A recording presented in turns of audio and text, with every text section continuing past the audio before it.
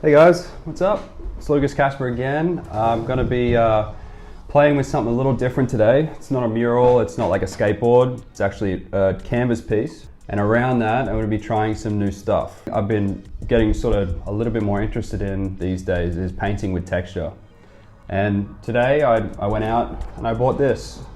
It's a modeling paste, it's a Reeves brand. And I started a painting and got to the point where I just wanted to try something new. So it's at this point right now.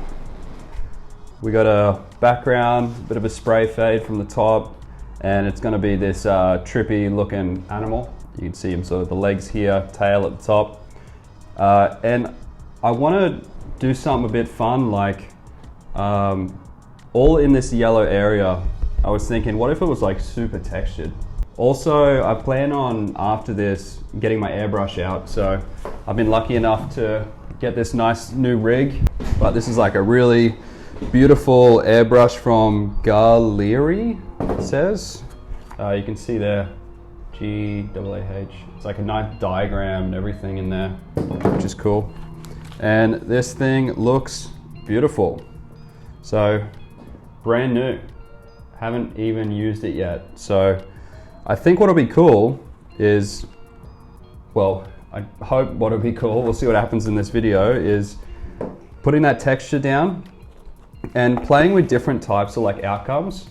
At the front of my art studio out here, there's actually a bit of like sand and like rubble around. So I'm gonna go out there, take you guys out there, brush some of that up, mix it with this, mix this with color, and we'll do a few like tests first, just examples on a bit of timber I have over here to see what it looks like. Once I find that nice finish that I want, I'll then transfer it onto this. After that, I'm gonna get this airbrush out and I'm gonna add like those darker tones and lighter tones throughout the subject. It may look good, it may look horrible, but let's just go figure it out.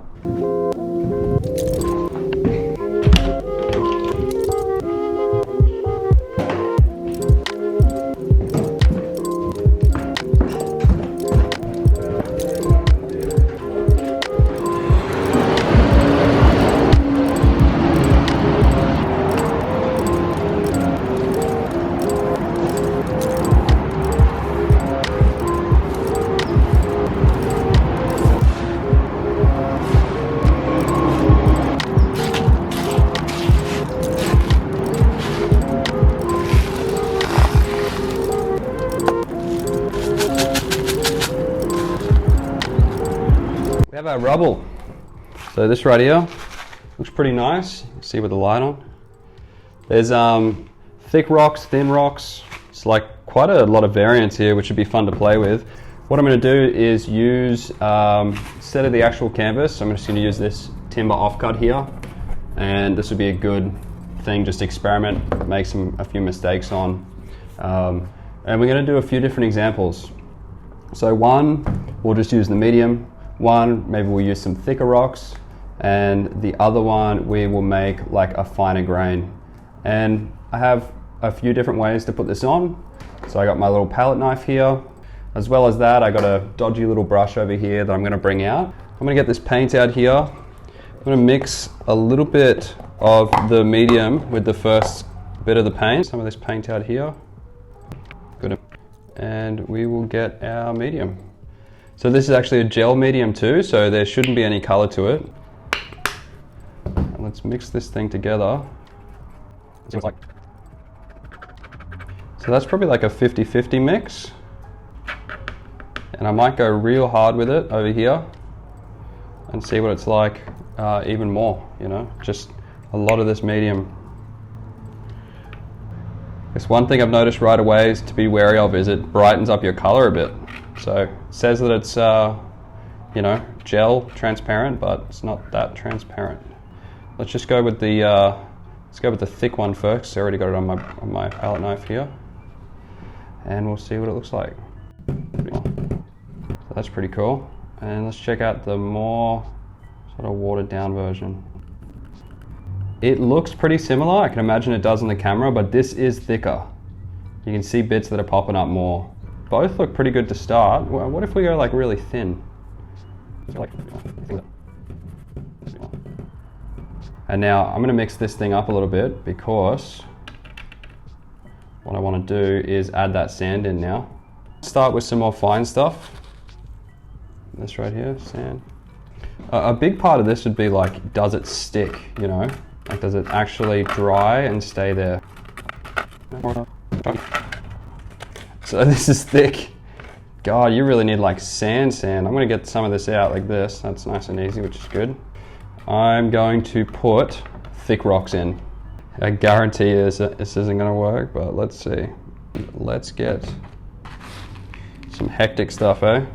Like these over here, these are like middle grain.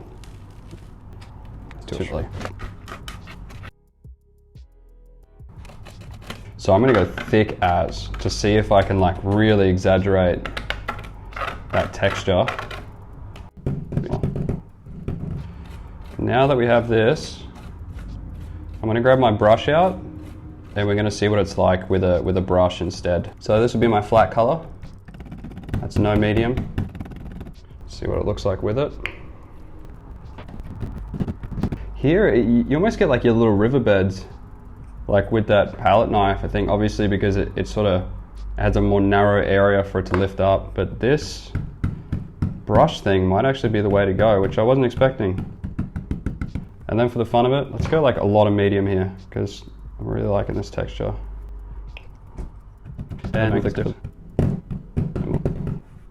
but let's go with the rocks again.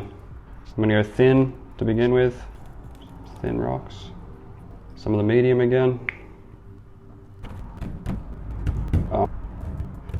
Yeah, that's sick. That's more like earthy. Almost looks like sort of like a mountain, little mountainscape. And you can see it compared to the other, you know. I really don't think the palette knife's the way to go. Same thing like the other one. Let's go real rocky, the more thicker, medium grain stuff. And then after this, I mean, if I'm liking this, I might just sift through this and get all the big stuff out, just leave the fine grade. If I was near a beach, that'd be even better, but I'm not. Near all the trees over here, so I can't really do that. Okay, let's see how crazy this is, eh? Okay, so I think yeah, for sure. This is where the palette knife's better, because you can see there, it's just getting stuck in the bristles. You really need that knife because you can just let go of all of it along the way. So if you're wanting to go real thick like this, I would say, yeah, stick with that palette knife instead. So I'm gonna let these things dry and we're gonna come back, have a look at how they fare over time. This one right here is the medium just with the palette knife. That's it sort of mixed down halfway, and that's it spread fine. So it's pretty interesting, like those are really three different mediums. Like quite like this one, it almost looks sort of, yeah, mountainous. And then we have more of the rubble just here with the palette knife. I feel like it came off a little like inconsistent. You know, there's bits and bobs that are bigger, which is a bit much. And then it's pretty sick too. And then we have all of our brush outcomes. So thin with the medium, bit bigger with the medium, and more large there. So I think if you're just wanting to use a medium, it might be better to stick with the palette knife, because I mean, look at that outcome compared to that. It's just, it really helps like lifting those areas and creating that sort of mountainous look. But when it comes to my favorite, I think this one would have to be it, just for what I'm looking to get here today. And we'll check it out, see what it looks like on that canvas.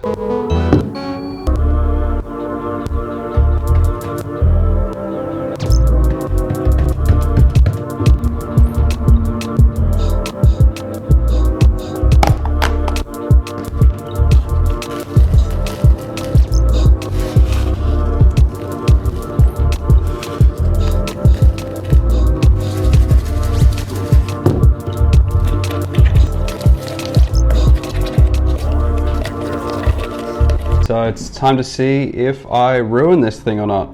This is going to be a bit of a brighter yellow as well. that's completely fine. I just sort of chucked a base in with that darker yellow, and I'm just going to go around, spread this out.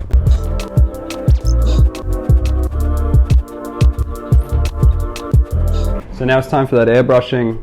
For the highlights, I'm going to use just like a standard white, and then the darker tones, I think a raw sienna. And the key to running acrylics through an airbrush is to water down your paints.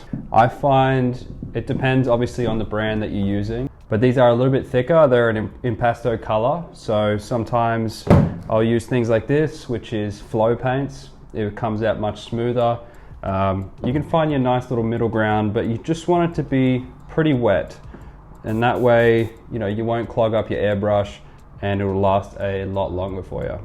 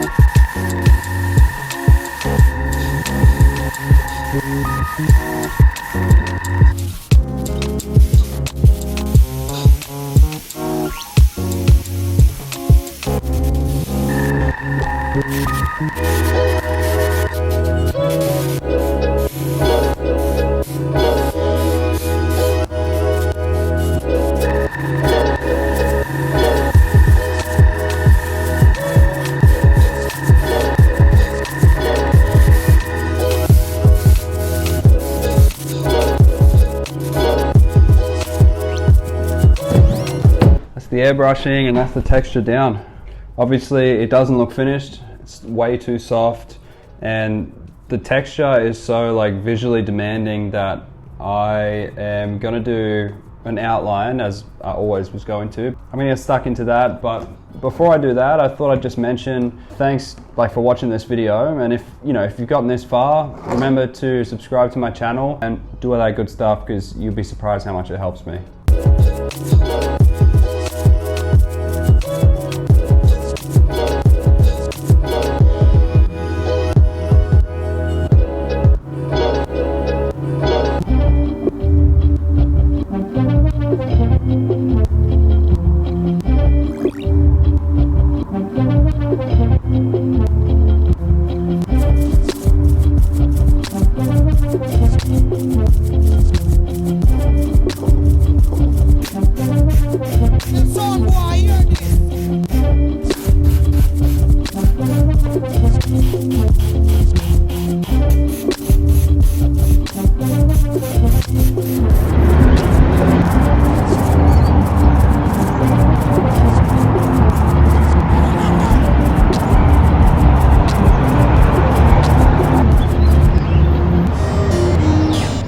That's it for today's experiment.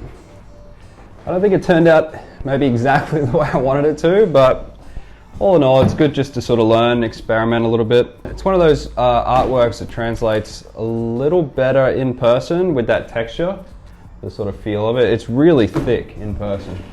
I'm just going to varnish this thing and chuck it onto my my art catalog. So if you are interested in any of my work as well, I do have an art catalog that I send through to collectors, which just has like an up-to-date body of work from all this stuff around the studio and everything I make. Yeah, I'd just like to say thanks for watching the video. If you enjoyed it, like, subscribe, do all that good stuff, and I will catch you on the next one.